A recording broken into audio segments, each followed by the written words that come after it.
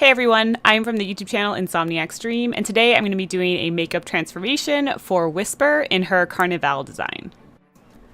As always, I like to protect my brow hairs, so I blocked them down with a little bit of a washable glue stick. This way, if I apply paint or adhesive over top, it's not going to do anything to the hairs themselves, and it comes off with soap and water. Following that, I like to use a cream white pencil to sketch out the design of where all of Whisper's features are going to be. Using a white pencil is really good here because it's very easy to wipe away if you end up kind of putting something where you don't want it or you want to move it to somewhere that might fit better. This is a really easy way to get everything placed ahead of time. For this one, I placed Whisper's eyes under my own on the cheeks because I wanted to make sure I could hide the mouth line with my own, and then her face is actually a little bit smaller, so it makes more sense for the eyes to be on my cheeks, and I will hide my own eyes in her mask.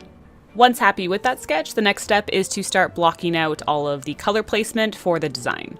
For these, I use a water-activated body paint, so it's safe for the skin and it comes off very easily. I like to lay down all of the block colors first because then it's easier to go back in later with shading and highlighting to bring everything to life. So for this, I went ahead and used a yellow for most of her body, green for her necklace, a pinky purple tone for her mask, and then I also was using gray for the areas that are going to be black. This is just because when I try to make the illusion paints, I block everything out with black.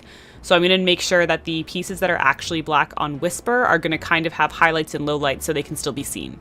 Then to start adding a little bit more dimension and depth to the different parts of her design, I went ahead and used a brown along the yellow sections. So the left side I put kind of a heavier shadow on, and then the right was a softer shadow. This helps the body look a little bit more beveled, and then I also added a white eyeshadow right along the area where there would be a highlight down the entire center of her body. The brown eyeshadow also helps along the face to kind of differentiate the sections of the mouth and the drop shadow under the mask. And then moving on to the mask, I wanted to make it a little bit more purple than just pink, so I like the pink undertone, but I went ahead and took a more purpley eyeshadow and started adding this all around to add darker shading, as well as a purple eyeshadow along the very edges to make it look a little bit more intense. For the necklace, it's nice and easy. I just took a darker green eyeshadow and started blending this out with a soft fluffy brush. If you keep it to one side of the spheres and then add a little bit of white eyeshadow at the end, it kind of gives that little reflective element to make it look a little bit more 3D. And then I moved on to the black sections of Whisper's body. So for this, I took a black eyeshadow and started shading it in the kind of center portions of the gray designs. And this is where I mean that leaving certain areas gray and also using some white eyeshadow to highlight. This is going to make it so that when we use black to kind of get rid of all of the background, you're still going to be able to see the body and have it be defined instead of having it disappear. For her legs and arms, I followed the same idea, blocked them all out with gray originally, knowing that with lining and shading later on, they're going to become black. And then one other thing I did here was move one of her arms, since the one on the right actually holds the handle of her mask in the original design.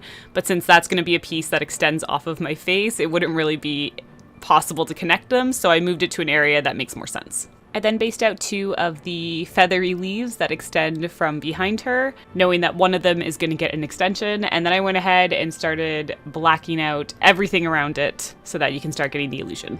From here, something that makes all the difference for really making everything stand out and giving it much more of that graphic look is to outline everything in black. This also sets a good base for any extensions that I'm going to add later that are little paper pieces I've designed. So I wanted to make sure I did this all over the arms, legs, and necklace, as well as add a little bit of that extra black shading. And then I was able to add the green leaf extension on the right. With Whisper's body nicely outlined, of course, the next step was the face. And for this, I just did the same thing of using black. This was also helpful for defining the eyes and adding her little lashes so that she looks like she is smiling and having a good time. I also finished up the last little bit of color and shading around the mouth just because I tend to leave that until the end anyways. And then I was able to black out the last little bit around my face, leaving a few sections clear just because I was going to add a few more paper extensions, and you want to have the skin with nothing on it for the adhesive. Again, using a skin-safe adhesive, I use Prozaid, just to further bring everything to life. Last few details were, of course, some white highlighting. Just like the black outlining, this really makes everything pop and look more graphic. And then the last thing I did was add the other feathery leaves to the left side. These were paper cutouts that I had painted ahead of time and then just glued on. And you can also use a little bit of black and white here to help them blend even more into your design. And that was it for my Carnival Whisper design.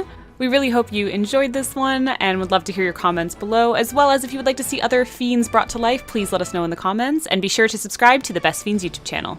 Until next time, thank you so much for watching.